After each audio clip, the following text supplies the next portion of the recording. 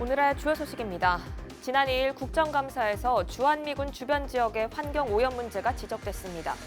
11년 동안 전국 미군 기지 주변 지역을 조사했는데 80곳에서 기준치를 초과하는 오염 물질이 검출됐습니다. 의정부시 복합문화융합단지 조성 사업이 11월 5일 첫 삽을 뜰 예정입니다. 신곡동 일대 문화와 관광, 쇼핑, 주거 등의 복합형 단지가 조성됩니다. 양주시의회가 현재 사전 예약제로 운영 중인 북한산 우이령길의 전면 개방을 요청하고 나섰습니다. 현재 하루 500명이 넘으면 이용할 수 없습니다. 정부가 김포, 파주, 연천 지역의 돼지 수매를 서두르고 있습니다. 수매 후에는 예방적 살처분을 진행하는데 조기에 시행될 수 있도록 속도를 내달라고 말했습니다.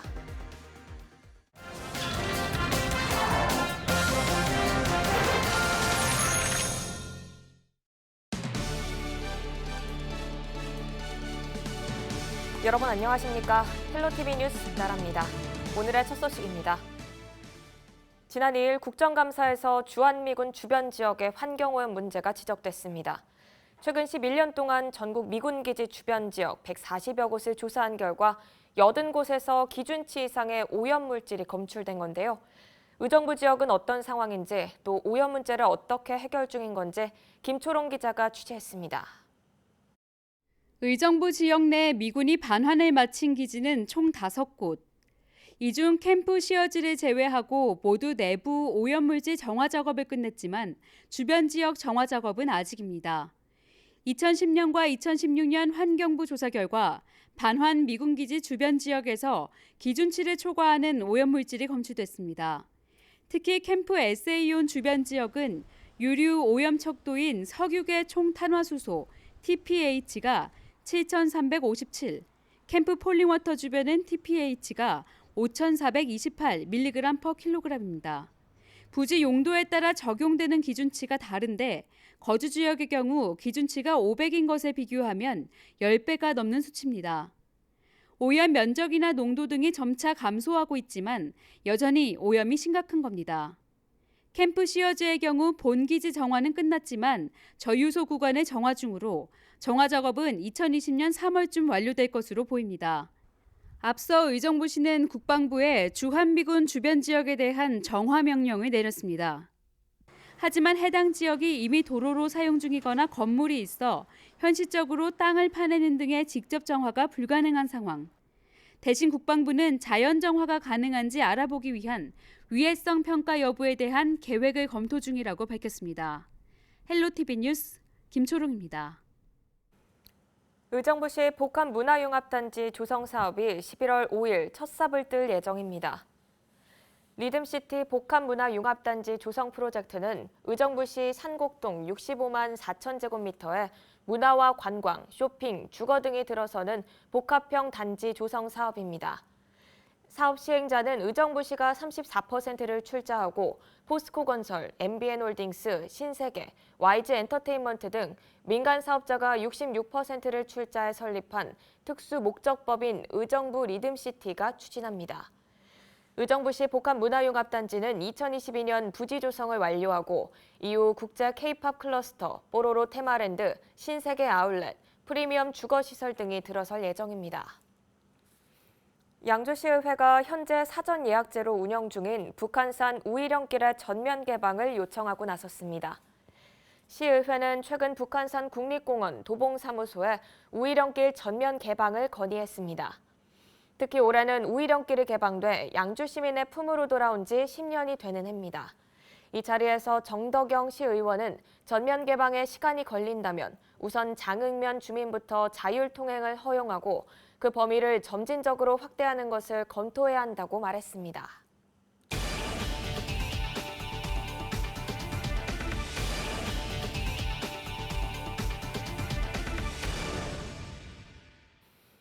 포천시가 아프리카 돼지열병 확산에 따른 장기화에 대비하기 위해 읍면동 단위의 방역 지원 체계를 구축하고 방역 활동에 나섰습니다.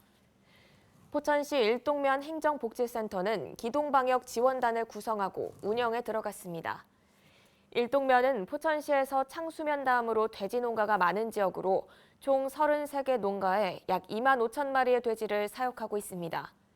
또 방역 초소도 25곳을 설치해 24시간 일일 150여 명이 투입돼 방역 활동을 하고 있습니다. 정부가 김포, 파주, 연천 지역의 돼지 수매와 예방적 살처분이 조기에 시행될 수 있도록 속도를 내달라고 말했습니다. 김현수 농림축산식품부 장관은 8일 열린 방역대책회의에서 김포와 파주, 연천은 가급적 빠른 시간 내에 수매와 예방적 살처분을 완료해주길 바란다고 말했습니다. 아프리카 돼지열병은 지난달 17일 발행 이후 돼지 14만 5천여 마리가 살처분됐습니다. 국방부가 10일까지 연천군 비무장지대와 민간인 통제선 이북 접경 지역에 대해 항공 방역을 실시합니다. 이번 항공 방역은 지난 2일 DMZ 내 야생 멧돼지에서 아프리카 돼지열병 바이러스가 검출되며 2차 감염을 차단하고자 마련됐습니다. 국방부는 이번 항공 방역을 위해 농림축산식품부, 산림청 등 관계기관과 유엔군 사령부와 협의를 진행했고 북측에도 관련 사실을 통보했습니다.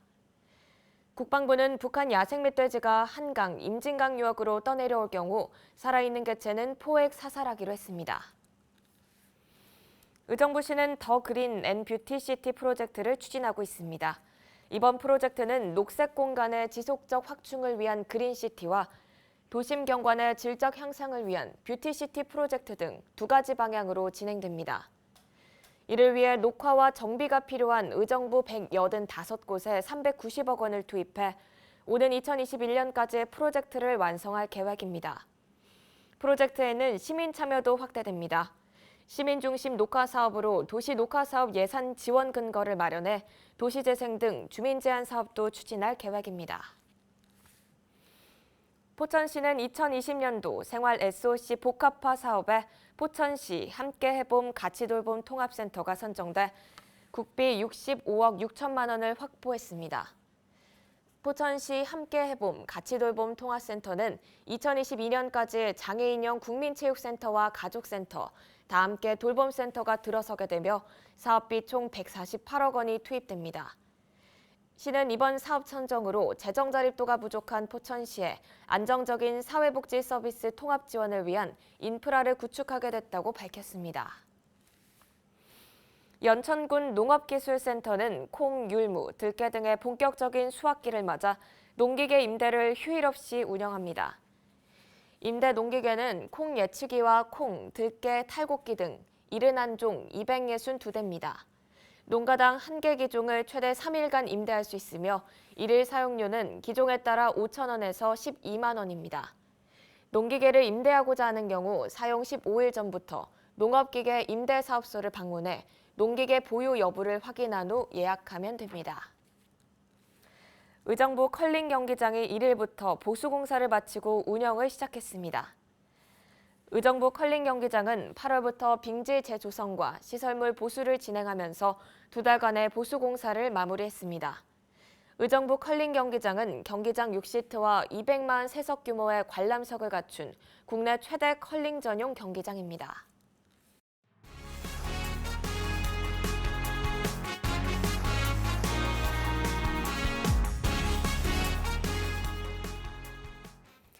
경기도가 아프리카 돼지열병 차단 방역을 위해 거점 소독 시설을 19개 시군에 37개소로 확대 운영합니다.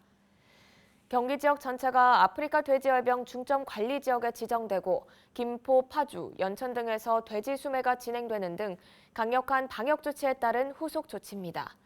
도는 돼지 관련 축산 차량은 해당 거점 소독 시설을 반드시 경유해야 한다고 설명했습니다.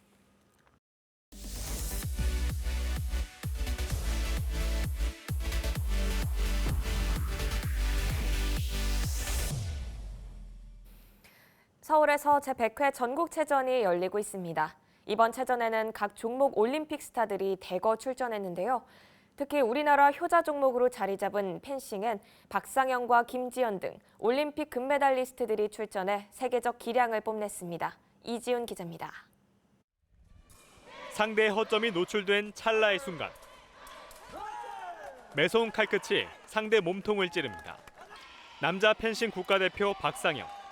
지난 리우올림픽 당시 할 수 있다는 믿음 하나로 금메달을 따내면서 일약 스타덤에 올랐습니다. 박상영은 이번 전국체전 남자 사브르 단체전에서 금메달을 목에 거는 등 변함없는 기량을 과시했습니다. 100회 전국체전이고 올림픽도 앞둔 상태라 좀 많이 마음이 무거웠는데 그래도 제가 해야 되는 몫이 있으니까 꿋꿋이 열심히 했습니다. 또 한 명의 펜싱 스타, 날렵한 몸놀림으로 득점에 성공합니다. 미녀 검객으로 더 잘 알려진 김지연입니다.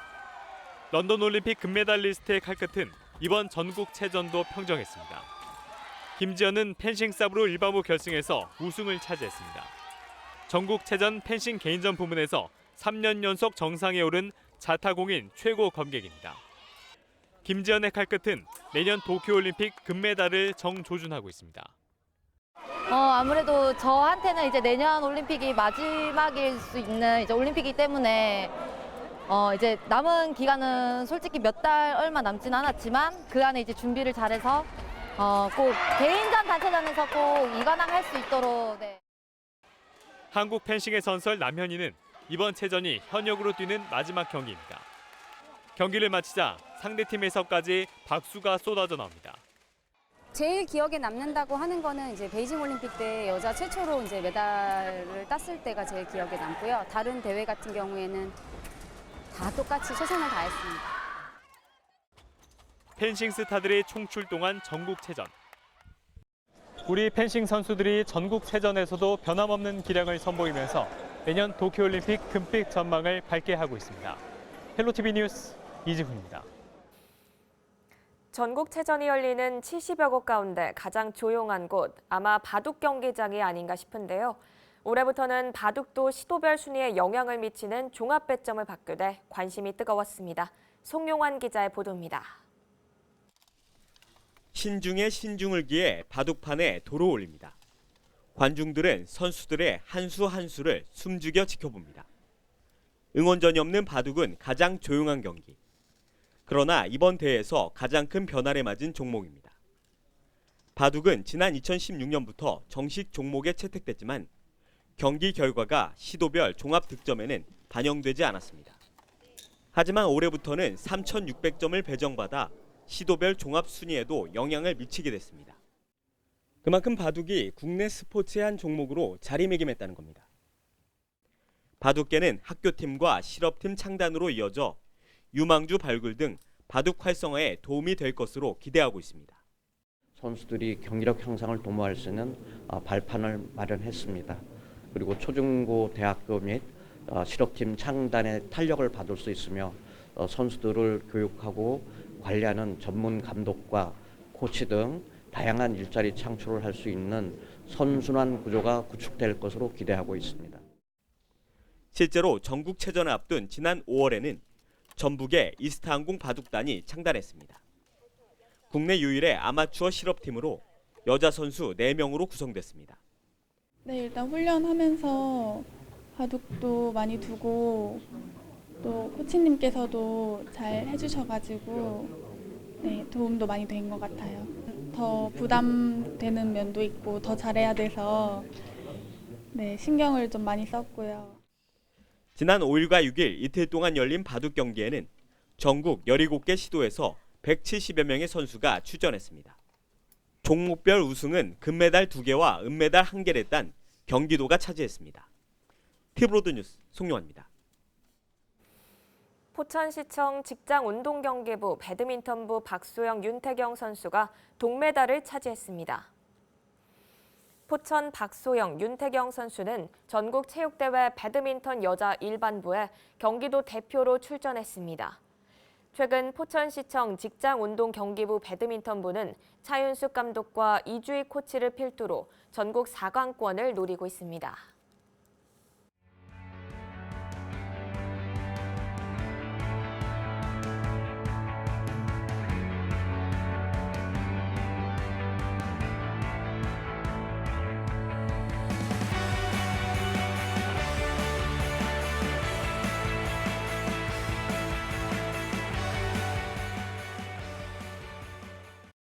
이상으로 뉴스를 마칩니다. 저희는 언제나 지역 주민 여러분 곁에 있겠습니다. 함께해 주신 여러분 고맙습니다.